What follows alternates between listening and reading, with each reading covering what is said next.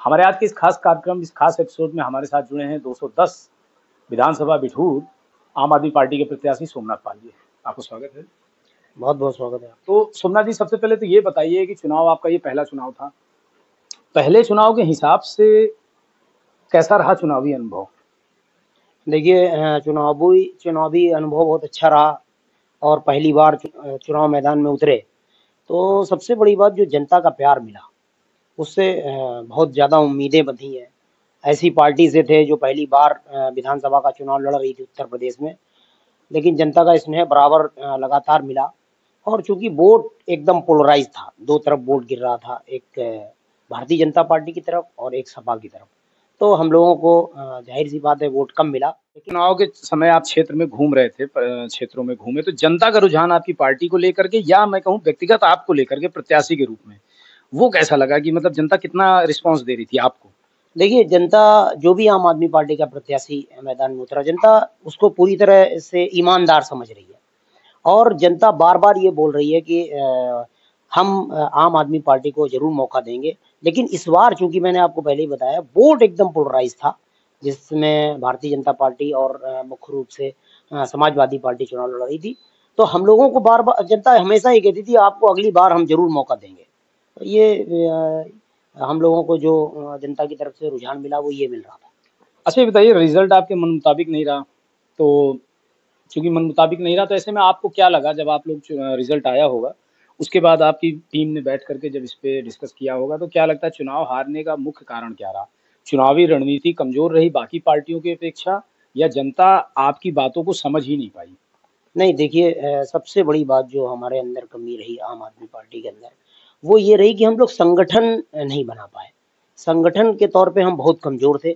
जो बात हम लोगों तक पहुंचा सकते थे चुनाव के पहले, वो हमने नहीं पहुंचा पाई। और जब एकदम चुनाव आ गया, हम लोग पूरी रणनीति ये भी नहीं बना पाए कि हम पूरी तरह से इंडिविजुअल होकर चुनाव लड़ने जा रहे हैं, कि हम गठबंधन करके चुनाव लड़ने जा रहे हैं। तो ये जनता को बड़ा दुविधा रही, जनता समझ नहीं पाई, जिसकी वजह से हमको वोट मतलब एक संशय का माहौल बना रहा अंतिम तक। जी जी जी, बिल्कुल अंतिम तक बना रहा। और फिर प्रत्याशियों को भी बहुत कम समय मिला चुनाव तैयारी करने में, जब एकदम कहा गया प्रत्याशियों से कि आप चुनाव लड़ने जाइए। आपको वहां पे बिठूर विधानसभा में चुनाव के दौरान जो वोट मिला है, तो जितना भी वोट मिला 550 के ऊपर लगभग रहा है, कुछ 694। तो देखिए 694 लोगों ने, तो एक तरह से ये हम कहेंगे कि एक पक्ष ये है कि 694 लोगों ने आपको अपना जनप्रतिनिधि मान लिया है। तो क्या सोमनाथ पाल जैसे चुनावी समय में, यानी 2 4 6 महीने पहले जितनी तत्परता, जितनी सक्रियता के साथ बिठूर विधानसभा में सक्रिय थे, लोगों से मिल रहे थे, उपलब्ध थे सरलता से, क्या आने अगले 5 सालों तक सोमनाथ पाल ठीक वैसे ही सक्रिय रहेंगे अपनी जनता के बीच? नहीं, बिल्कुल रहेंगे। और हमारी पार्टी ने अभी जो इस उत्तर प्रदेश के माननीय राज्यसभा सांसद संजय सिंह जी हैं, उन्होंने एक पूरी रणनीति इस पे तैयार की है। ये बहुत अच्छा सवाल है आपका कि हम लोग चुनाव लड़ने गए तो हमने बड़े बड़े वादे किए जनता से। क्या अब भी उन वादों को लेकर जनता के बीच में जाएंगे कि नहीं जाएंगे? हम हारे हैं तो इससे क्या हुआ? जनता जब कह रही कि हम अगली बार आपको अपना समर्थन देंगे, तो आप जनता के बीच में जाएंगे कि नहीं जाएंगे? इसीलिए आम आदमी पार्टी ने पूरी एक रणनीति तैयार की है। बूथ स्तर पर संगठन बनाने की बात कही जा रही है, टीमें तैयार कर दी गई हैं और ऊपर से भी टीमें आ रही हैं जो काम करेंगी। हम लोगों को भी काम दे दिया गया है कि किस तरह से आप वार्ड स्तर पर, किस तरह से आप बूथ स्तर तक पहुंचे, विधानसभा स्तर तक पहुंचे। तो ये सब कार्य, मतलब ये माना जाए कि एक प्रत्याशी के तौर पे आप अगले 5 साल तक सक्रिय रहेंगे वहां पर? हाँ, बिल्कुल बिल्कुल वहाँ सक्रिय अच्छा, रहेंगे। एक सवाल ये है कि आपने चुनाव प्रचार में करीब 65,000 रुपए खर्च किए, जो कि कानपुर में किसी भी प्रत्याशी की अगर हम बात करें तो मैं आपको बता दूं कि 65,000 रुपए यानी सबसे कम का कम खर्च हुआ है। अब सवाल यहाँ पे एक ये बनता है कि क्या आप खर्च करने में चूक गए या आप खर्च करना नहीं चाहते थे? नहीं, देखिए, ये जो 65,000 रुपए हिंदुस्तान ने भी अभी हिंदुस्तान समाचार पत्र ने भी निकाला, 65,000 रुपए हमारा जो खर्चा हुआ, आप विश्वास मानिए, मुझे भी ये लगता है जिस तरह से मैं चुनाव लड़ने निकला, तो हमारी पार्टी कोई इतनी ज़्यादा बड़ी पार्टी नहीं कि बहुत सारा पैसा हो। ये सारा पैसा इसमें बहुत सारा पैसा चंदे से भी आया था, बहुत लोगों ने चंदा दिया। खर्च करने की जहाँ तक की बात है, क्योंकि मैंने आपको पहले ही बताया चुनाव लड़ने का टाइम भी बहुत कम मिला हम लोगों को। एकदम हम लोगों ने तो चुनाव 10-15 दिन में लड़ा और हमने जो पैसा खर्च किया वो सिर्फ और सिर्फ प्रचार पे, प्रसार पे, पेट्रोलिंग पे खर्च किया। हमारा कोई पैसा जैसे और अन्य पार्टियां खर्च करती हैं वैसा तो कोई खर्चा होता नहीं है कि हम पैसा बांट रहे हैं या शराब बांट रहे हैं या कुछ ऐसा। ऐसे में ये नहीं था जैसे आपके जो प्रतिद्वंदी पार्टियां थी, जो प्रतिद्वंदी प्रत्याशी थे, वो तो लगातार पैसा खर्च करने में कोई कोताही नहीं बरत रहे थे, तो आपको लगा नहीं कहीं से कि मेरा चुनाव कहीं पैसों की वजह से हम डिफीट ना खा जाए? नहीं देखिए, जब पैसे की बात आती है, यहाँ तक कि पैसे की वजह से डिफीट ना खा जाए, तो ऐसा ऐसा नहीं होता कि हम जब जनता एकदम मन बना बैठी है तब फिर आप चाहे जितना पैसा लगा दें। पैसे से मुझे जहाँ तक लगता है कि चुनाव पैसे से नहीं जीते जाते हैं, ये मेरा अपना व्यक्तिगत राय है। बहुत सारे लोग कहते हैं पैसे से चुनाव जीता जाता है। अगर पैसे से चुनाव जीते जाते तो पंजाब में जो जिसने चन्नी सिंह जी को हराया है, वो लड़का एक मोबाइल शॉप पे काम करता है, उसने चन्नी सिंह को हरा दिया। प्रकाश बादल को हरा दिया, बहुत छोटा एक डॉक्टर मैडम है जो एक ऐसी प्रैक्टिस करती हैं, जनरल प्रैक्टिस करती हैं, तो उन्होंने भी पैसा ज़्यादा नहीं खर्च किया, वो लोग वहाँ चुनाव जीते। तो पैसे से चुनाव नहीं जीता, चुनाव जीता जाता है लहर से, और इस उस समय लहर चल रही थी भाजपा की और सपा की, तो वो इसलिए जनता ने वोट उनको किया।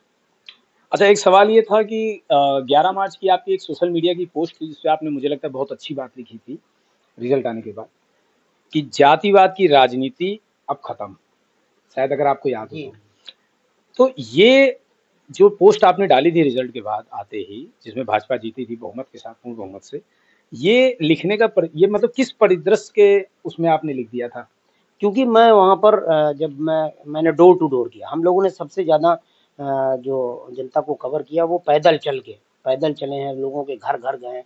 तो जो यूथ निकल रहा था, मैंने ऐसा इसलिए लिखा, जब यूथ जो निकलता था वो बार बार ये कहता था कि अरविंद जी बहुत अच्छा काम कर रहे हैं, अरविंद जी पढ़ाई पे अच्छा काम कर रहे हैं, चिकित्सा पे अच्छा काम कर रहे हैं। मतलब वो बच्चे, उनको इतना अच्छा लग रहा था कि शिक्षा के क्षेत्र में दिल्ली में जो काम हो रहा, मैंने उसी को देख के बस लिखा कि मैंने कहा जब ये जनरेशन कल को आएगी, जब वोट डालने की स्थिति में होगी, जब ये जनरेशन बड़ी होगी, तब ये जात और धर्म के नाम पर वोट नहीं करेगी, इसलिए मैंने उसको लिखा था। चलिए, अच्छा है ये तो। अच्छा, एक वोटर के तौर पे अगर मैं आपसे पूछूं, ना कि प्रत्याशी के तौर पे, प्रत्याशी के तौर पे तो आप कई कमियां गिना सकते हैं। आप घूमे हैं पूरे बिठूर में, और पूरे बिठूर में घूमते हुए आपको एक वोटर के तौर पे, वहां के निवासी के तौर पे अगर हम कह दें, तो क्या लगता है कि बिठूर की मुख्य 2 समस्याएं क्या होंगी?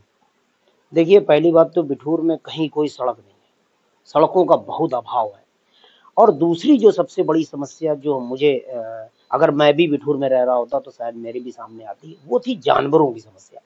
मैं जिस घर में जाता था वहाँ सब लोग ये कहते थे भैया यहाँ जानवरों की बहुत बड़ी समस्या है, और हमारे पास जो खेती है उसमें जानवर आते हैं, मेरी खेती को खराब कर जाते हैं। तो ये मुझे सबसे बड़ी समस्या वहाँ पे समझ में आई, जो जानवरों को लेके देख के। हाँ।